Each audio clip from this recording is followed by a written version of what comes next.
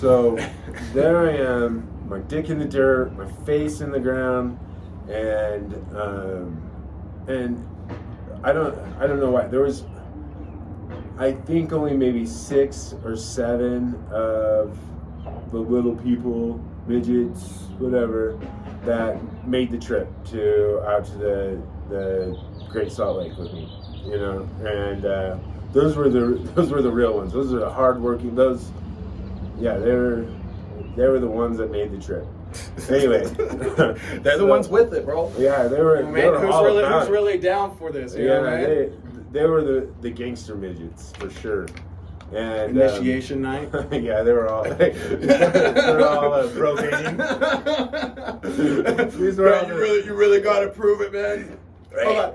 You gotta do it in the midget voice. Hey man, you really gotta prove that you're about this, bro. You want to be a part of our gang, then get it. You're gonna take care of this, dude.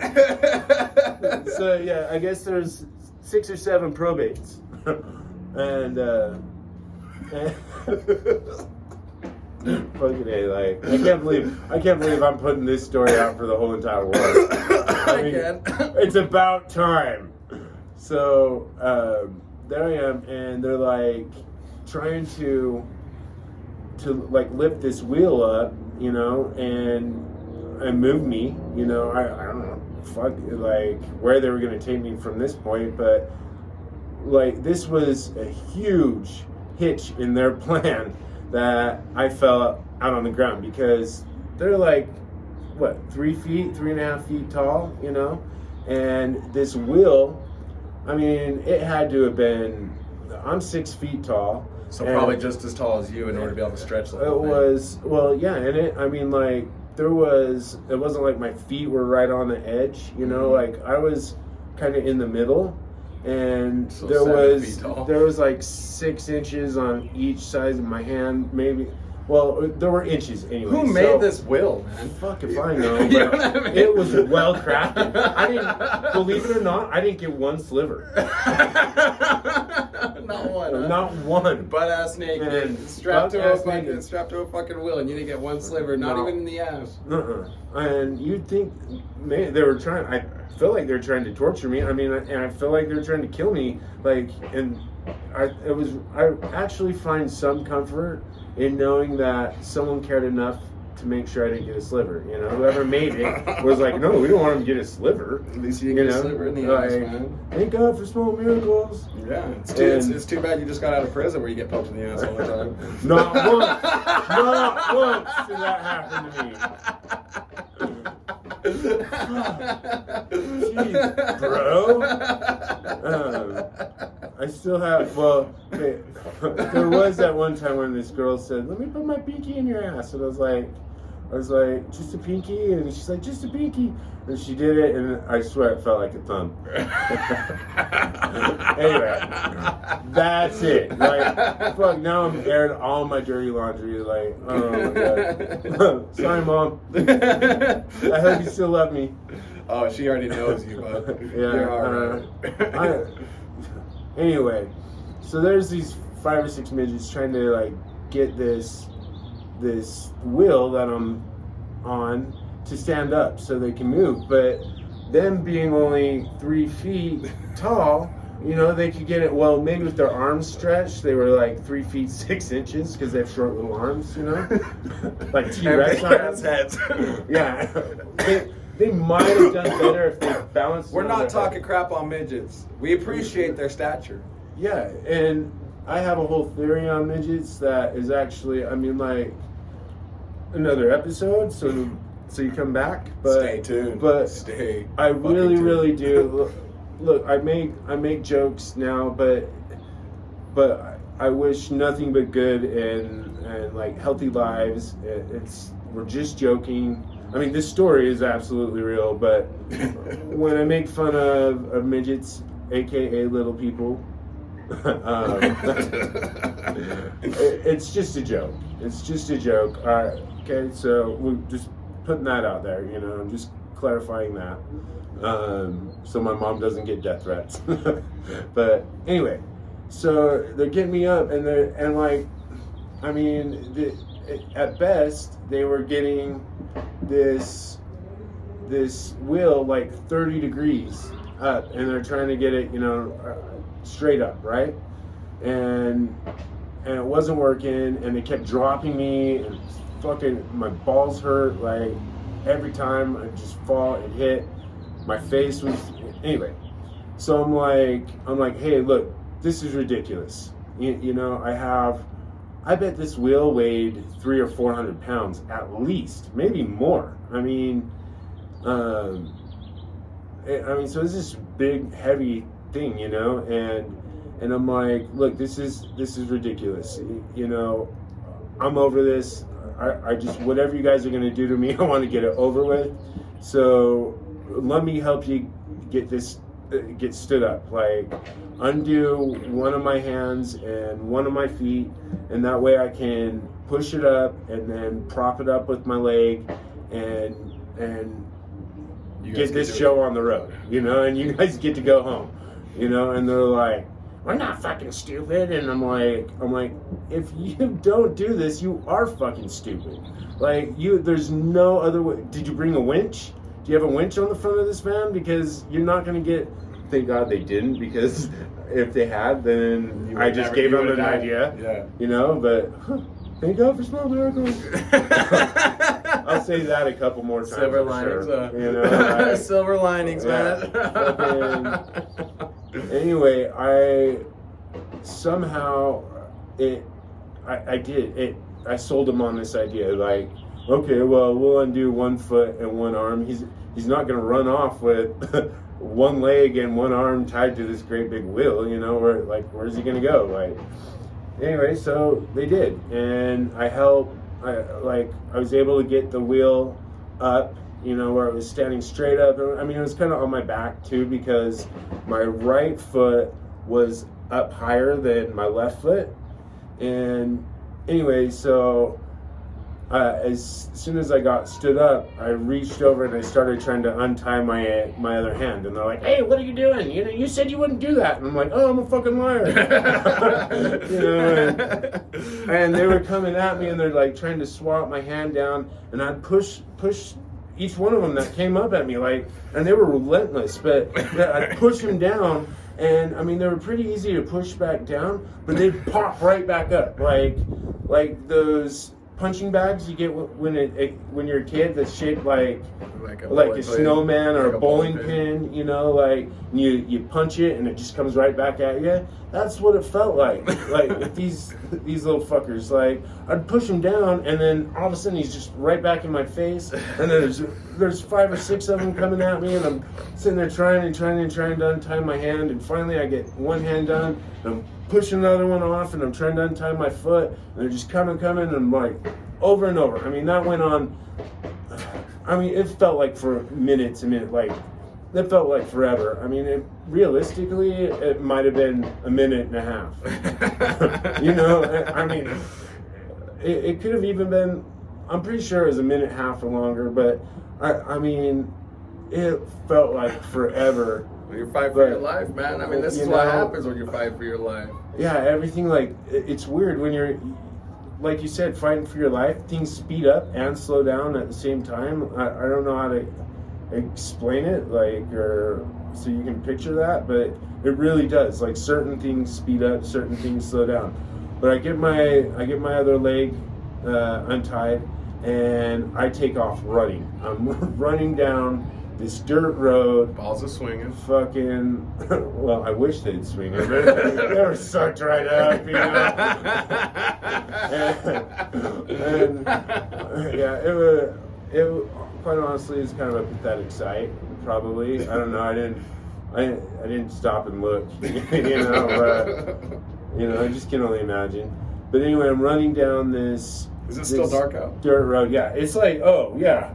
By the way, it's like probably 3 o'clock in the morning at this point when I finally get awake, and maybe yeah, it was right around 3 o'clock, give or take a little bit. Okay, I mean, I didn't have a watch. They fucking took that too. Okay, it was a cool watch. Anyway, so I'm running down this dirt road, and on kind of like both sides there was like a dry riverbed, you know, I mean, at least that's what it appeared to me. I mean, like literally both sides of the roads had this Trench. Yeah, trench, riverbed. I mean, whatever it was, I don't know. But I jumped down in there, and it was on my right side, and I'm kind of hiding, and I can hear like the pitter patter of little feet running up on the dirt road and running around back and forth, and I'm like, fuck, you know, and they're like, we probably went, like they said, I think he's down there, you know, and like I ran down the riverbed a little bit further and then jumped over and went over to the other side, and I was kind of just doing that, and then the vans started coming up and down, and they're like shining their brights, you know, into the bushes. And actually I do know that at least on the other side, when I was running down and when I went over to what would be my left side, it was a dry riverbed because there were river rocks, like the smooth river rocks down there. And I remember that really well because I have the most ticklish feet in the world, and I was walking and running on those rocks and it was tickling my feet, and it was, oh my god, that was worse than or as bad as anything that they were doing to me or trying to do to me, at least. Yeah, anyway, so, and I'm hiding, and finally, I don't know, it was probably, I mean, they were probably looking for me for a good 30 or 45 minutes, and I'm just hiding and going back into these bushes and the tumbleweed, like great big tumbleweeds, and that's why I appreciate not getting any of the slivers on the wheel, because all the running around and hiding, I now have thorns and pricks all no pun intended, but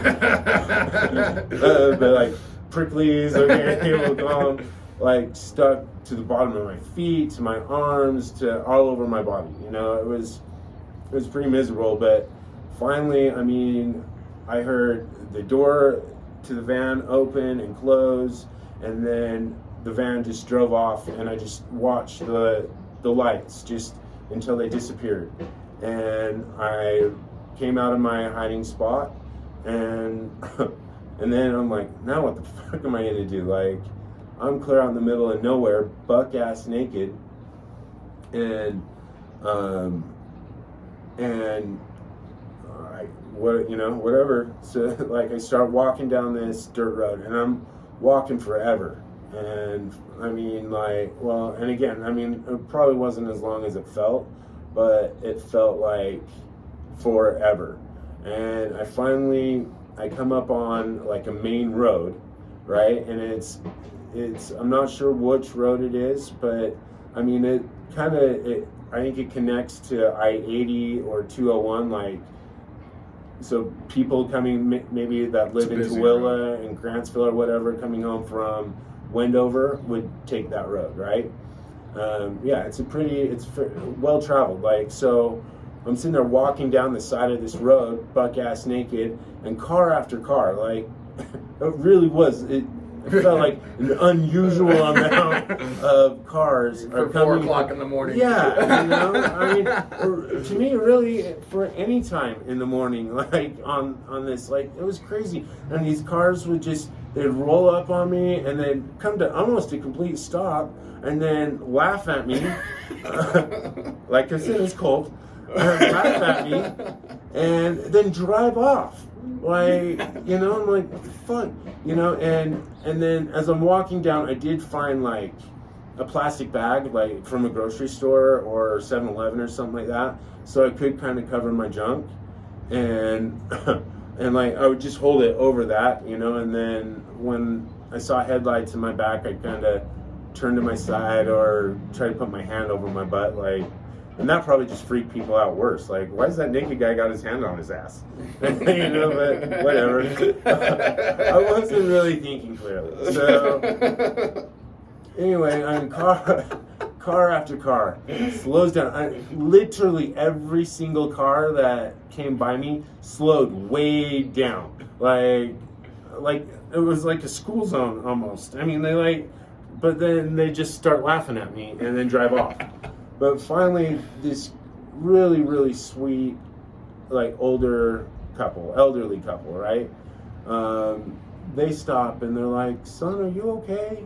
And I'm like, yeah, I'm all right, you know. And they're like, where are you going? And I'm like, home. And they're all, where's home? And I'm all, Salt Lake. And they're like, you're gonna get to Salt Lake like that? And I'm like, probably not. but they said, what happened to you? And I'm like, oh, my friends, they were just playing a joke on me, and they drove me out, middle of nowhere, took all my clothes, and here I am, you know, because I wasn't gonna, tell some elderly couple that I just met that hopefully, again, you were kidnapped by midgets. Yeah, that I was kidnapped by midgets. Like, I'm hoping these people are gonna give me a ride home or clothes or something, you know, like. And sure enough, they're like, well, we can give you a ride to Salt Lake, and they gave me, it was like a drop cloth or something. It was canvas, you know, it was a canvas blanket, or I think it was a drop cloth, like for painting, you know, like, but I mean, I don't know, I didn't look at the label. So they let me into their truck, and they gave me water, you know, and drove me home, you know, all the way to Salt Lake, you know. And they were so cute, like, and they're like, is there anyone we can call, you know? I mean, they were so nice. And anyway, we get to my house, and it's just now, like, we pull into my driveway, and I'm like, oh, thank you so much. Oh man. And then that's when I realized I don't have my keys. Like, how the hell am I gonna get into my house? So I'm like, they're like, hey, how?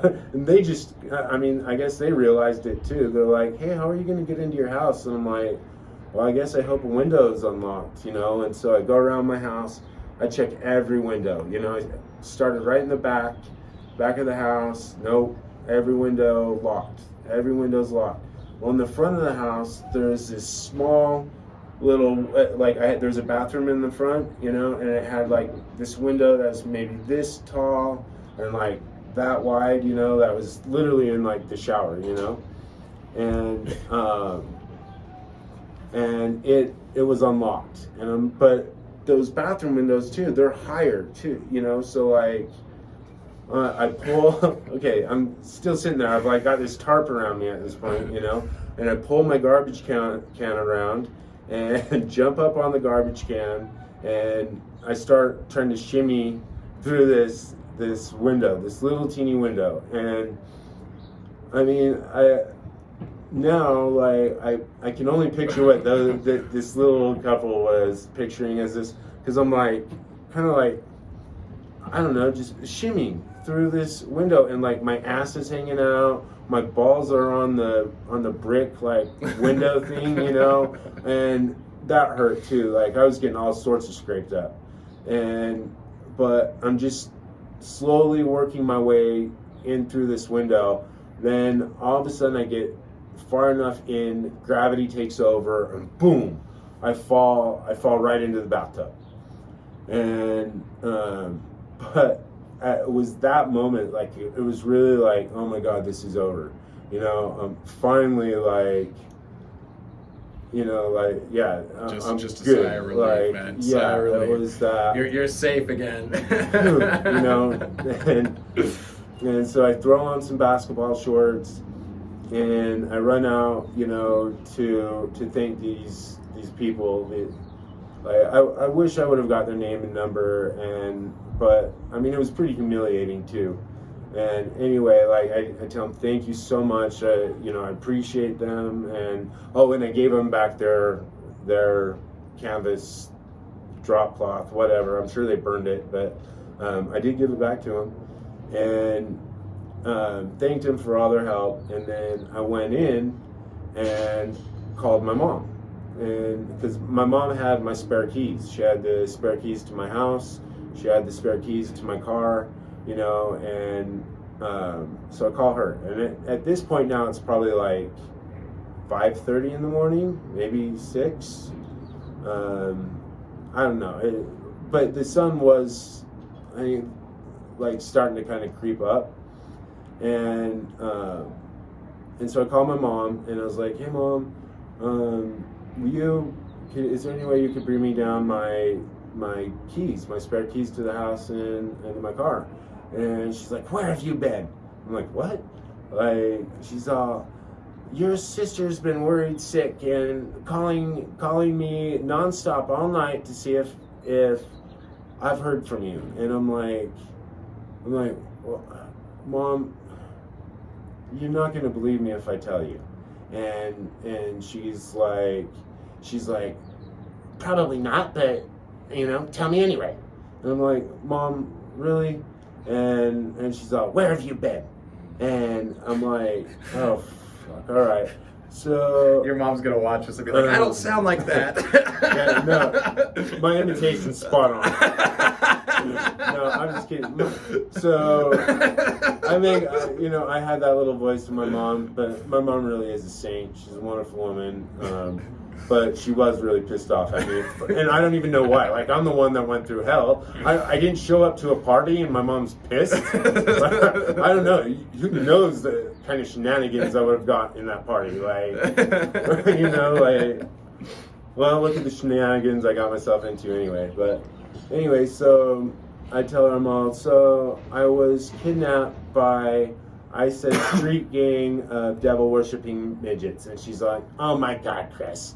Like, seriously, that's what you're going to tell me? Where were you? And I'm like, Mom, I was kidnapped by a street gang of devil-worshipping midgets. And she's like, oh, whatever.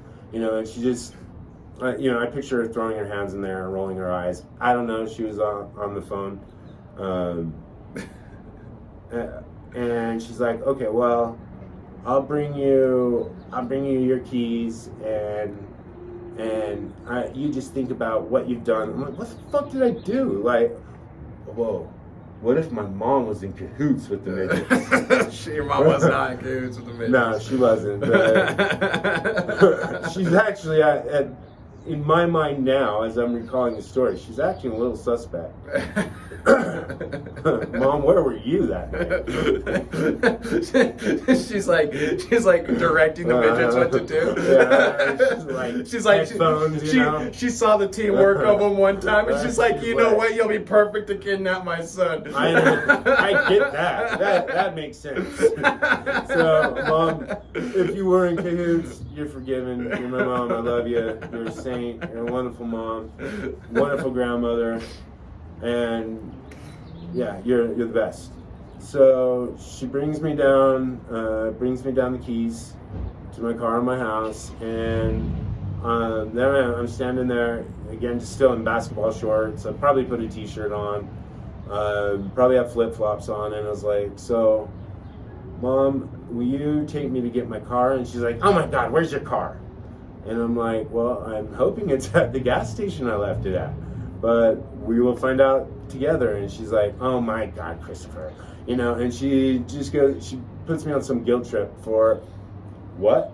I don't know, like, it's such a big inconvenience for her to drive me to this gas station, and I've completely ruined her night, her month, her year, whatever, between her driving me over there and me not going to this party, which I guess for some reason really upset her. I don't think the only person she'd have known at that party was my sister, and maybe my sister was really upset at me, and in turn my mom got really pissed off that I didn't go. I don't know, but she ended up driving me over to the gas station, and sure enough, my car was still there, and it was unlocked, and the beer was still in the passenger side seat, and nothing was missing from my car. So I was able to get in my car and drive home, and this is a story. I get to share this story because of that one night. I get to sit here and I'm doing a podcast or a YouTube channel or whatever it's called. Whatever the fuck we're doing. Yeah, we're doing it though, baby. We're fucking doing it. And anyway, because of the events that transpired that evening, morning, day, all of the above, whatever. I get to share that with you and make fun my of midgets friends. anytime you want to. And yeah, and I feel like I get a pass. And, you know, I can say midget because of what I've gone through. Well, really? You guys kidnapped me. Fucking tied me to a big wheel. My wiener got cut up and smashed, and all kinds of fucked up shit. So I can say midget and not feel bad. But again, I'll clarify this. I'm not trying to hurt anyone's feelings. I don't wish anything bad on anyone. But you are the butt of my jokes. You know, many of my jokes. And they're just small ones.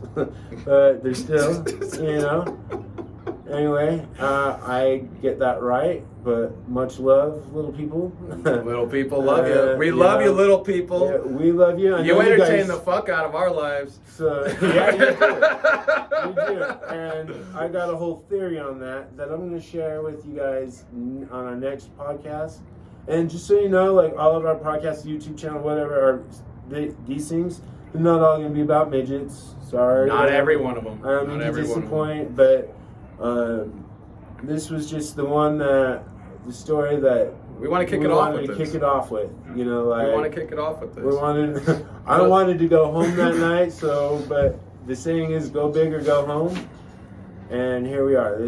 I'm sharing this story. I'm putting it out there for the world. So yeah. So this is a little backstory on me and old Chrissy here is we met in prison. Made it the best time of our lives, at least the time we were together. It was a fucking hoot. You know what I mean? And we decided we were going to come together and we are going to make a podcast or we are going to make a YouTube channel or whatever the fuck it is that we're doing. And you know, we want to express and talk to people about the stupid shit that we deal with in lives, you know, and what better way to kick it off than a midget story. So, I mean, it's a little bit inappropriate. Absolutely, it's a little inappropriate. It's sadly inappropriate. See how we worked that in there? Sadly inappropriate. But we're not happy about it, you know, about it being inappropriate. It's sad. But it's super sad. But we're sharing that with you. But I mean, there's going to be a whole lot of controversial topics that we talk on. People aren't going to like us.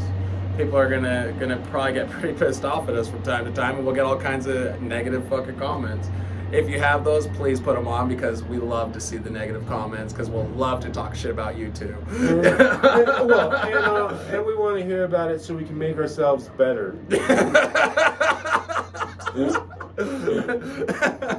So yeah, you know, positive, or negative reinforcement, whatever you want to call it, bring it. But yeah, positive reinforcement, just the same. We'd like that too. We love that. You know, big fans. But if you want to hear more of our bullshit stories, I mean, if you want to hear more of Chris Berkey's stories, because he has a whole lot more than I do. You know, just go ahead and like this motherfucker and share this bitch, you know? You better like this motherfucker or he's coming after you. I'm not the scary one out of us two. I'm not the scary one out of us two, man. I mean, you're the one in the cut-off shirt, bro. I know. He's all dressed in his suit and tie, he's like... It's daily attire. Nice. It's daily attire. Yeah, and I came to chill, you know, just that, I'll dress better. I'm not a hillbilly or a redneck or whatever. I'm really not, even though I have a flannel shirt that I cut the sleeves off. You know, so what it was, I cut the sleeve off because I hate ironing sleeves. Is that what it is? So you cut the sleeves off of all your shirts. You know, well, this one. Prove it. You know, Prove it. Yeah. Well, can't you see how well ironed this shirt is? See, it checks out. Absolutely. You know? Absolutely. And anyway, that's our story. This is our channel. So tune in for Sadly Inappropriate. And next like week, us and follow us. And I don't know what else we're supposed to tell you to do. This is our first time. But, you know, whatever advice other YouTubers say or whatever they say at the end, like, follow, leave comments, share. Bullshit. Yeah, whatever it is that they say to do, do that for us.